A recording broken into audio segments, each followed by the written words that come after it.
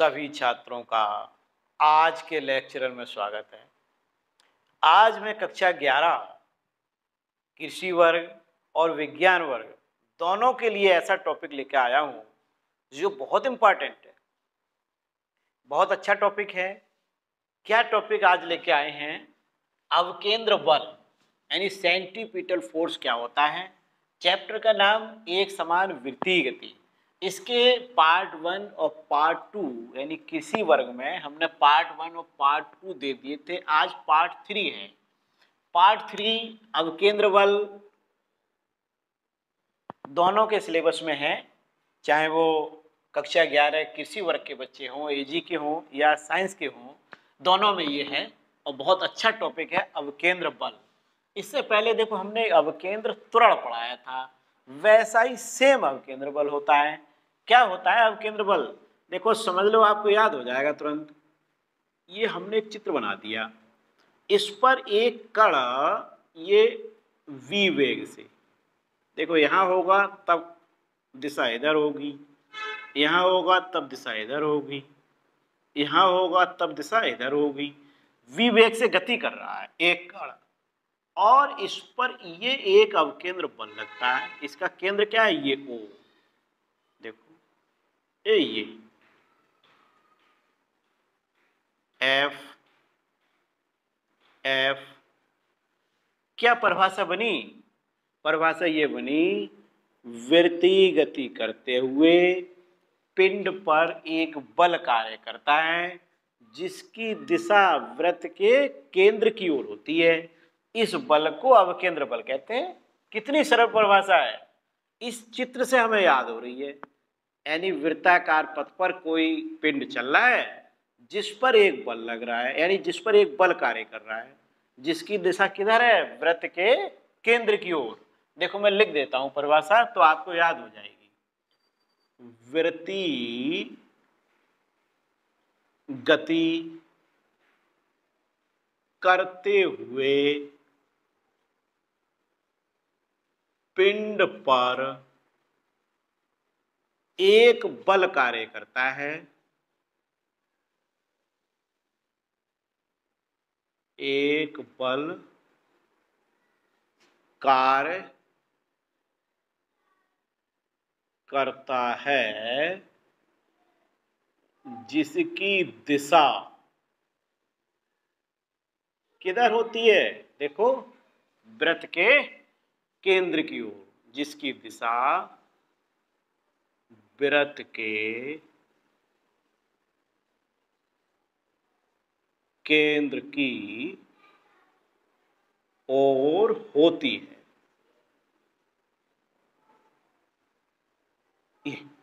देखो वृत्तीय गति करते हुए पिंड पर एक बल कार्य करता है जिसकी दिशा वृत्त के केंद्र की ओर होती है। इस बल को देखो क्या कहते हैं? अवकेंद्र। जैसे इसका नाम है अवकेंद्र, अवकेंद्र बल कहते हैं। इससे पहले हमने अवकेंद्र त्वरण पढ़ाया था, आज अवकेंद्र बल पढ़ा दिया। अब देखो, माना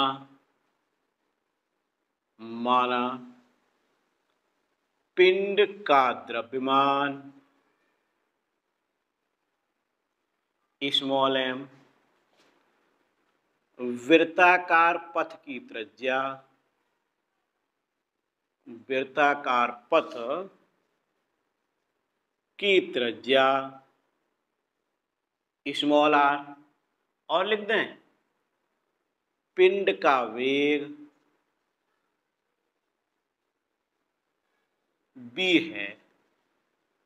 तब एक सूत्र आपने पढ़ा था, F बराबर ma, द्रव्यमान गुणा त्वरण। F बराबर ma, ए लिखा है ये, F बराबर ma, द्रव्यमान गुणा त्वरण। अच्छा, चूंकि a बराबर क्या पढ़ा था? v²/r। ये हमने अवकेंद्र त्वरण का डेरिवेशन कराया था पार्ट 2 में। ये वैल्यू यहां लगा दो, यानी अतः F बराबर ma, और a की वैल्यू लगाएं तो क्या आएगा? F बराबर mv²/r। देखो ये डेरिवेशन कंप्लीट हो गया।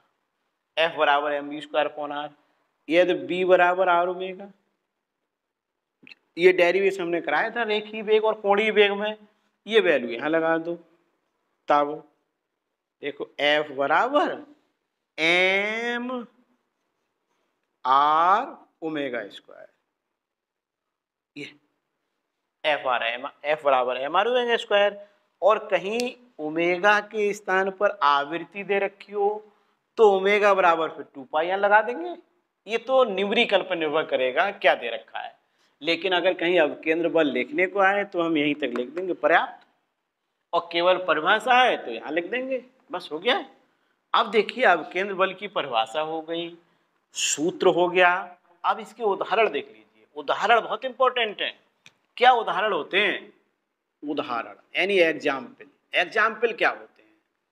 जितनी भी वृत्तीय गतियां होती हैं सभी पर अवकेंद्र बल लगता है। कहाँ का वृत्तीय गतियां होती हैं सोचो आप, मैं लिखता हूं, देखो बताओ। कार हो, मोटर कार हो, कार का सड़क पर मुड़ना, ये कार का सड़क पर मुड़ना। जैसे कार है, कार मुड़ रही है, अगर वो मुड़ती ही चली जाए तो क्या बन जाएगा? वृत्त बन जाएगा। तो वृत्ताकार गति हो गई, यानी वृत्तीय पथ पर आ गई। जब वो मुड़ रही है तो वो वृत्ताकार पथ पर आ गई, तो कौन सा बल लगेगा? अवकेंद्र बल। और किधर लगेगा? केंद्र की ओर। क्लियर हुआ? दिशा समझ गए? दिशा क्लियर हुआ, यानी केंद्र की ओर, अंदर की ओर। अच्छा, इसके बाद देखो नंबर 2, नाभिक के चारों ओर क्या घूमते हैं? नाभिक के चारों ओर बताओ, सोच के बताओ जल्दी से। इलेक्ट्रॉनों का घूमना, नाभिक के चारों ओर इलेक्ट्रॉनों का घूमना। नाभिक के चारों इलेक्ट्रॉन घूमते हैं। अच्छा, एक प्राकृतिक घटना ले लो। प्राकृतिक घटनाएं क्या होती हैं? पृथ्वी के चारों ओर चंद्रमा का घूमना, सूर्य के चारों ओर पृथ्वी का घूमना, इन पर भी अवकेंद्र बल लगता है क्योंकि ये भी तो वृत्ताकार गतियां हैं। क्या? सूर्य के चारों ओर, सूर्य के चारों ओर, सूर्य के चारों ओर किसका घूमना बताओ? पृथ्वी, या लिख सकते हो ग्रहों का। सूर्य के चारों ओर पृथ्वी का घूमना। ये 3 उदाहरण हमने बता दिए, 2 उदाहरण पूछे जाते हैं। अभी हम और बताएंगे एक उदाहरण। तो देखो इसको तो मैं रफ कर देता हूं, फिर इसके बाद अगला उदाहरण देखिए, बहुत अच्छा लगूंगा, बहुत इंपॉर्टेंट उदाहरण होगा अगला। देखो चौथा उदाहरण जो है, चौथा उदाहरण हमने बहुत अच्छा लिया है। तीक्ष्ण घुमाव पर सड़क व रेल की पटरी में ढलाव रखा जाता है। तीक्ष्ण घुमाव का मतलब समझते हो? जैसे रोड हैं, जो रोड जो होते हैं उसमें कहीं पर मोड़ होती है, मोड़ों पर हम क्या देखते हैं कि ये जो अंदर की ओर है रोड को झुकी होती है। कहीं पर आए देखिए, चौराहे पर क्या होगा, आप देखोगे कि बीच में को ऊंचा होगा और साइडें नीची होंगी, यानी जहाँ मोड़ होगा, मोड़ पर सड़क है वो कुछ अंदर की ओर झुकी हुई बनाई जाती है। ऐसे ही जैसे रेल पथ की पटरियां हैं, ये 2 रेल पथ की पटरियां हैं।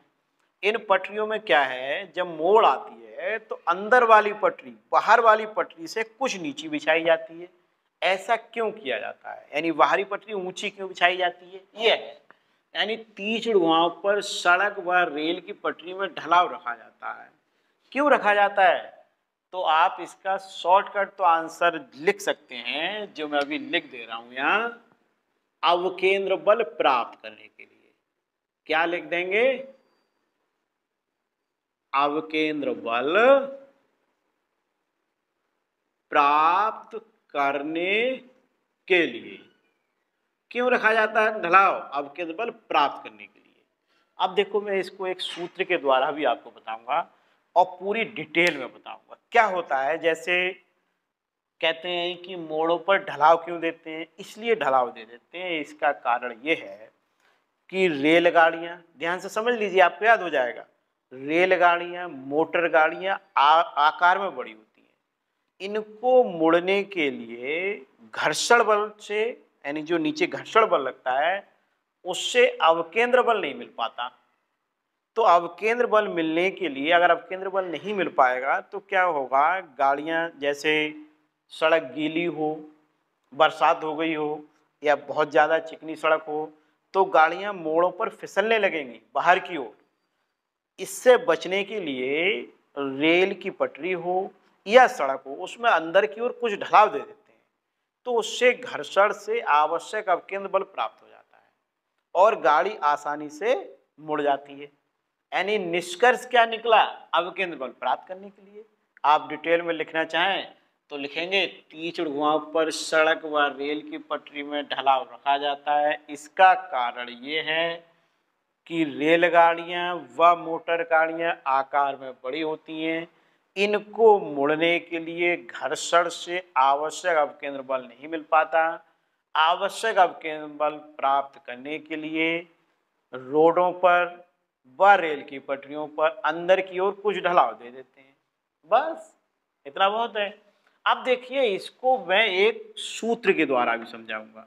देखिए ये एक कार है, देखो ये क्षैतिज था और ये क्षैतिज, ये जैसे सड़क थी ना सड़क, और सड़क का देखो ये जो ये वाला भाग है ये उठा हुआ है ऐसे, यानी यहाँ पर ये सड़क है इस टाइप से ऐसे ये, और ये क्या है ये उठी हुई है, यहाँ जो कार आ रही है ये कार आ रही है, कार आ रही है इधर से, ये कार आ रही है जो आपने कार बनाई है, तो ये क्या है, ये बाहर वाली ये हिस्सा उठा हुआ क्यों है, यानी रोड क्यों उठा दी गई है, ये है। यानी सड़क व तीज वहाँ पर सड़क व रेल की पटरी में ढलाव रखा जाता है, क्यों रखा जाता है, देखो इस सूत्र के द्वारा मैं आपको बताऊंगा, इस पर न्यूमेरिकल होंगे और कृषि वर्ग में एक बार इसको पूछ भी लिया गया है, तो इसलिए इसका डेरिवेशन मुझे कराना बहुत आवश्यक है।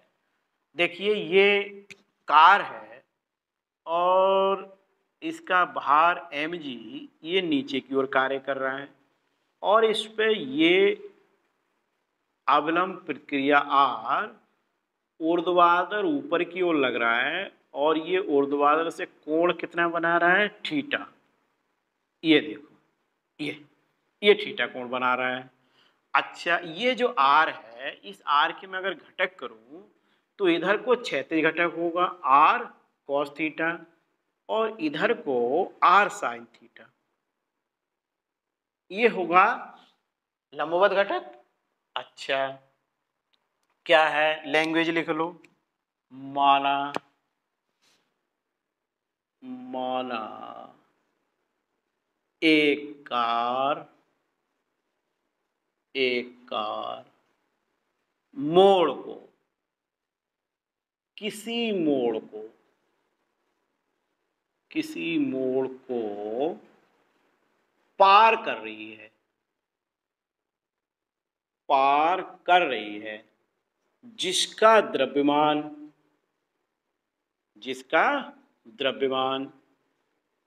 स्मॉल m, द्रव्यमान कितना है स्मॉल m।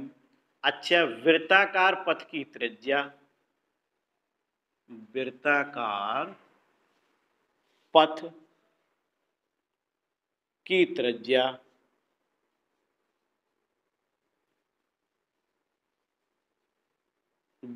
पथ की त्रिज्या स्मॉल r।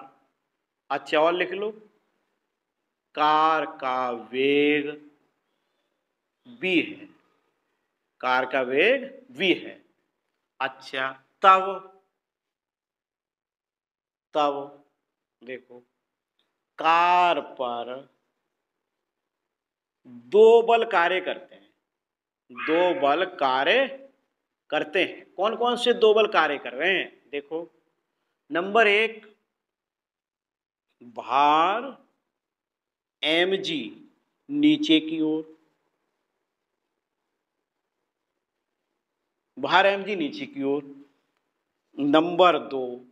नंबर दो देखो ये क्या है, अवलंब प्रक्रिया,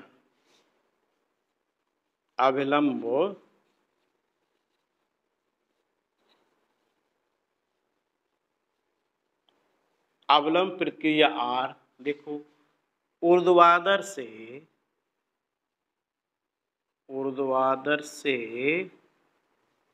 कितना कोण, थीटा कोण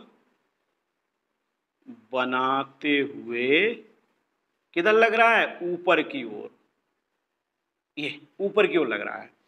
अतः, अतः देखो यही लिख देता हूं मैं, अतः देखो ये जो भार mg है ये r cos थीटा क्या होंगे, बराबर, यानी r cos थीटा बराबर mg, और ये जो r sin थीटा है ये किसके बराबर होगा, अवकेंद्र बल के, mb स्क्वायर अपॉन r। अवकेंद्र बल क्या लगेगा, mb स्क्वायर अपॉन r, क्योंकि कार कहाँ है, सड़क की मोड़ को पार कर रही है। अच्छा, इन दोनों को समीकरण एक, ये समीकरण 2 है और ये समीकरण 1 है। समीकरण 2 को समीकरण 1 से भाग करने पर, भाग कर दो, यहाँ लिख दें, यहाँ लिख देते हैं। देखो भाग करेंगे तो टेन थीटा, टेन थीटा कैसे आएगा, देखो r से r कट जाएगा, साइन अपॉन कॉस टेन होता है, तो mb square upon r, mb square upon r upon, upon में जी क्या है देखो mg, तो mg यहाँ लिख देता हूं मैं, mg, m से m कट गया, यानी कि टेन थीटा बराबर B square upon r g. ये देखो एक सूत्र निकल के आ गया, ये सूत्र निकल के आ गया। अगर कार कहीं पर सड़क पर मुड़ रही है तो टेन थीटा बराबर v square upon r g, formula आ गया। अच्छा, इसमें जो ये ऊंचाई है सड़क की, ये ऊंचाई यदि एच हो, सड़क की चौड़ाई दे रखी हो और ऊंचाई भी दे रखी हो तो सूत्र बदल जाता है। क्या बदल जाता है, देखो ये भी मैं आपको बता दूं, यदि सड़क की चौड़ाई, सड़क की चौड़ाई व या व रेल पथ, रेल की पटरियों के बीच की दूरी लिख लो, रेल की पटरियों के बीच की दूरी, बीच की दूरी स्मॉल एक्स। अच्छा, तथा, तथा चाहे तो सड़क की ऊंचाई, सड़क की बाहरी ऊंचाई, या रेल की जो तो दो पटरियां हैं वो बाहरी पटरी की ऊंचाई, तथा रेल की बाहरी पटरी की ऊंचाई h हो तब एक सूत्र होता है, टेन थीटा बराबर h अपॉन एक्स। इस पर भी न्यूमेरिकल होंगे, इस पर भी न्यूमेरिकल होंगे। एक और इसका उदाहरण है, वो तुम लोग करते हो हमेशा, क्या क्या करते हो, देखो जब देखते हो तुम लोग, कहीं देखा होगा जब हम साइकिल चला रहे होते हैं और साइकिल को मोड़ते हैं तो साइकिल मोड़ते समय साइकिल सवार क्या होता है, अंदर की ओर झुक जाता है। देखा है कि नहीं, आप लोग भी ऐसा करते हैं, आप लोग अंदर की ओर झुक जाए, जब मोड़ते हैं तो झुक जाते हैं, मोटरसाइकिल हो साइकिल हो अंदर की ओर झुक जाते हैं। ये भी है, यानी साइकिल सवार जब मोड़ को पार करता है तो वो अंदर की ओर झुक जाता है, उसमें भी यही फार्मूला लगता है, टेन थीटा बराबर B square upon r g. Clear. तो देखो मैंने आपको क्या पढ़ाया अब तक, अब तक मैंने आपको पढ़ाया अवकेंद्र बल क्या होता है, अवकेंद्र बल का फार्मूला क्या होता है, फिर अवकेंद्र बल के उदाहरण, और ये जो है ये भी अवकेंद्र बल का उदाहरण ही है, उदाहरण के अंतर्गत है ये। बहुत सारे एग्जाम्पल हैं जहाँ पर भी मौत के कुएं में देखो वहाँ भी अवकेंद्र बल लगता है। तो जितनी भी गतियां वृत्ताकार होंगी सब जगह अवकेंद्र बल लगेगा। अब अवकेंद्र बल तो समाप्त हो गया। अब देखो मैं अगला टॉपिक लेता हूं। देखो अगला टॉपिक हमने बहुत अच्छा लिया है, अपकेंद्र बल। पहले क्या था, ध्यान देना दोनों में, पहले था अविकेंद्र बल, अब क्या अपकेंद्र बल, सेंट्रीफ्यूगल फोर्स, पहले सेंट्रीपिटल फोर्स, यानी अपकेंद्र, अप मतलब होता है बाहर की ओर और अव मानी अंदर की ओर, यानी यहाँ अपकेंद्र बल का मतलब है अब जो बल लगेगा वो कहाँ लगेगा, बाहर की ओर। कब लगेगा? जब वृत्तीय गति होगी। गतियां चैप्टर का नाम ही है एक समान वृत्तीय गति, यानी जब वृत्तीय गति होती है, जब कोई कण वृत्ताकार पथ पर घूमता है तो उस पर एक बल बाहर की ओर लगता है। यानी कब लगता है? देखो इसकी कंडीशन है, वृत्तीय गति करते हुए किसी वस्तु पर, वस्तु के क्या लिखा है, वृत्तीय गति करते हुए किसी वस्तु पर वस्तु के वृत्तीय पथ के केंद्र से बाहर की ओर कार्य करने वाले आभासी बल को अपकेंद्र बल या छदम बल भी कहते हैं। दूसरा नाम इसका क्या है? छदम बल। आभासी बल को, यानी आभास होता है, कुछ परिस्थितियां ऐसी होती हैं कि हमें ऐसा आभास होता है कि हमें किसी ने धक्का दे दिया। ये कब लगता है? जैसे हम खड़े हुए हैं और हम किसी स्टूल पर खड़े हुए हैं, अब क्या हुआ, वो स्टूल अचानक घूमना शुरू कर दिया, और स्टूल जब अचानक घूमेगा तो हम बाहर की ओर गिर जाएंगे, कि हमें ऐसा आभास होगा। यानी कुछ परिस्थितियां ऐसी होती हैं कि हमें ऐसा आभास होता है कि हमें किसी ने धक्का दिया बाहर की ओर, परंतु वास्तव में ऐसा नहीं होता है, कोई धक्का थोड़ी देता है, लेकिन हम पे एक बल लग जाता है। कौन सा बल लग जाता है? ये बल लग जाता है अपकेंद्र बल या छदम बल। क्या बताया? वृत्तीय गति करते हुए किसी वस्तु पर वस्तु के वृत्तीय पथ से केंद्र से बाहर की ओर लगने वाले आभासी बल को अपकेंद्र बल या छदम बल कहते हैं। और हमने दूसरी परिभाषा क्या बताई कि कुछ परिस्थितियां ऐसी होती हैं कि कभी कभी हमें ऐसा आभास होता है कि बाहर की ओर कोई बल लगा है, परंतु वास्तव में ऐसा नहीं होता। क्या उदाहरण है? जैसे अभी हमने स्टूल वाला बताया, मेज वाला समझो, यानी यदि कोई व्यक्ति मेज पर बैठा है, वो तो मेज पर बैठा हुआ है, गोल मेज है, मेज कैसी है? गोल, गोल मेज है, मेज पर बैठा हुआ है। अब मेज अचानक घूमना शुरू कर दी, मेज अचानक घूमना शुरू कर दे तो व्यक्ति बाहर की ओर गिर पड़ता है, तो व्यक्ति बाहर की ओर गिर पड़ेगा। क्यों गिर पड़ेगा? क्योंकि उस पर कौन सा बल लगेगा? अपकेंद्र बल। क्लियर हुआ? तो अभिकेंद्र बल और अपकेंद्र बल में क्या फर्क है? अवकेंद्र बल अंदर की ओर, अपकेंद्र बल बाहर की ओर। ये दिशा याद रखना, पूछी जाती है दिशा क्या है। अच्छा, इसी का एक उदाहरण मैं आपको बताता हूँ। एक उदाहरण और भी बहुत अच्छा है। ये पूछा जाता है कि दूध से क्रीम कैसे अलग हो जाती है? दूध से क्रीम का अलग होना, दूध से क्रीम का अलग होना। देखो, जो क्रीम निकालते हैं, अगर वो आपने मशीन देखी हो, तो जिस बर्तन में दूध भरा जाता है वो बर्तन बड़ा तेजी से मूव करता है, वो घूमता है, और उसमें दूध भी फिर तेजी से घूमता है, बर्तन घूमता है बहुत तेजी से। तो जब बर्तन तेजी से घूमता है तो दूध भी घूमता है। जब दूध घूमता है तो दूध और क्रीम के कण साथ साथ नहीं घूम पाते हैं। क्यों नहीं घूम पाते हैं? क्योंकि क्रीम के कण, देखो मैं यहाँ लिख देता हूँ, आपको सुनने से ही याद हो जाएगी, आप एक बार सुन लें और आपको याद हो जाएगी। क्रीम के कण कैसे होते हैं? हल्के, हल्के होते हैं। अच्छा, देखो दूध से क्रीम का अलग होना, क्या उदाहरण लिया है? दूध से क्रीम का अलग होना। दूध से क्रीम हल्की अलग कैसे हो जाती है? बंदी करो। अब हमने एक और अच्छा एग्जाम्पल ले लिया, दूध से क्रीम का अलग होना। क्वेश्चन आता है कि दूध से क्रीम कैसे अलग हो जाती है? तो देखो समझ लो, दूध से क्रीम कैसे अलग होती है। आपने क्रीम निकालने की मशीन देखी होगी, तो उसमें एक बर्तन होता है जिसमें दूध भरा जाता है, और वो क्या होता है, दूध बड़ा तेजी से घूमता है। यानी बर्तन घूमता है, दूध तेजी से घूमता है, तो दूध जब तेजी से घूमता है तो दूध और क्रीम के कण साथ साथ नहीं घूम पाते। यानी बर्तन में दूध और क्रीम के कण साथ साथ नहीं घूम पाते। क्यों नहीं घूम पाते हैं? इसका भी कारण है क्यों नहीं घूम पाते हैं। क्योंकि क्रीम है, क्रीम के कण हल्के होते हैं। कैसे होते हैं? हल्के। और दूध के कण,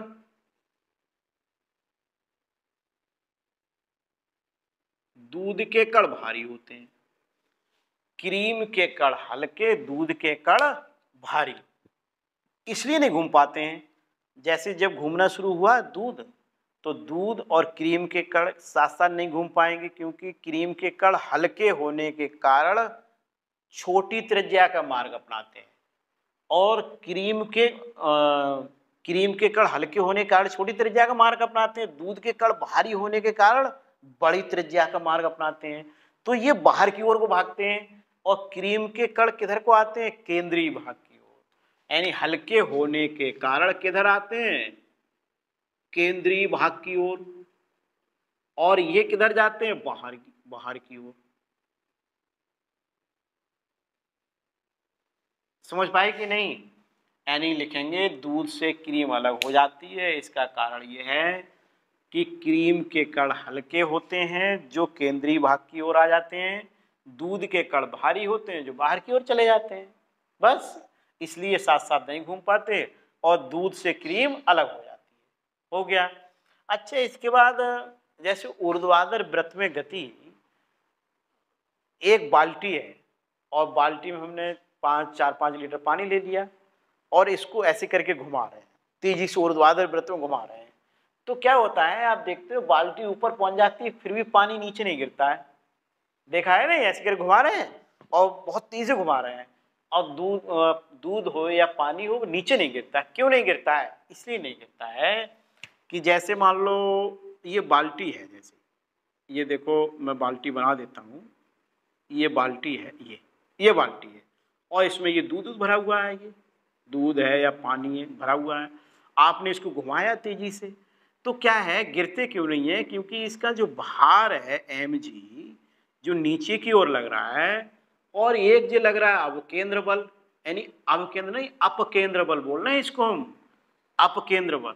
ये जो अपकेंद्र बल है इसका मान भार mg से ज्यादा होता है। क्या बताया? ये अपकेंद्र बल जो बाहर की ओर लग रहा है,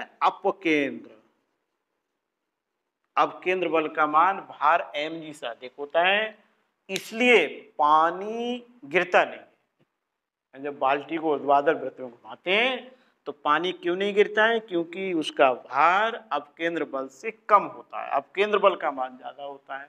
अपकेंद्र बल किधर लगता है? बाहर की ओर, इसलिए पानी ऊपर ही रहता है, वो नीचे गिर ही नहीं पाता। समझ पाए? अच्छा, अब ये जो चैप्टर था, कृषि वर्ग हो या विज्ञान वर्ग हो, आज का जो वीडियो है वो दोनों में है, दोनों में सेम है, दोनों में चलेगा। ये दोनों बच्चों के लिए बहुत उपयोगी है। दोनों सिलेबस के जो बच्चे कर रहे हैं, चाहे कृषि वर्ग के हो या विज्ञान वर्ग के हो, सभी टॉपिक उनके में ये हैं। तो मैं समझता हूँ आपको क्लियर हो गया। क्या क्या पढ़ा दिया आज हमने? देखो, एक तो अवकेंद्र बल पढ़ा दिया, अवकेंद्र बल परिभाषा बताई, उदाहरण बहुत उसके बताए, फार्मूला उसका बताया। फिर हमने देखो अपकेंद्र बल बताया, अपकेंद्र बल की डेफिनेशन बता दी 2 प्रकार से, उदाहरण भी बता दिया, दूध से क्रीम कैसे अलग हो जाती है ये आपको डिटेल में बता दिया। फिर हमने ये आपको बता दिया ऊर्ध्वाधर वृत्त में जब गति होती है तो पानी बाल्टी से बाहर क्यों नहीं गिरता है।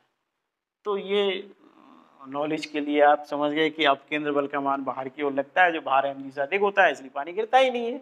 क्लियर हो गया। अब मैं इसके न्यूमेरिकल आपको कराऊंगा, तो इसको तैयार करेंगे, ठीक से तैयार करेंगे तभी न्यूमेरिकल लगा पाएंगे। थ्योरी याद आती है तो न्यूमेरिकल आते हैं, और न्यूमेरिकल जिसको आते हैं वो समझो फिजिक्स में नंबर 90 से तो कम आएंगे ही नहीं। 95, 96, 98, 100 जितने अच्छे रिवाइज वो कर लेगा। न्यूमेरिकल आते हैं तो समझो पूरे नंबर। तो इसलिए थ्योरी को ठीक से पढ़ें। अगले वीडियो में इसके न्यूमेरिकल लेके आ रहे हैं। Okay, thank you.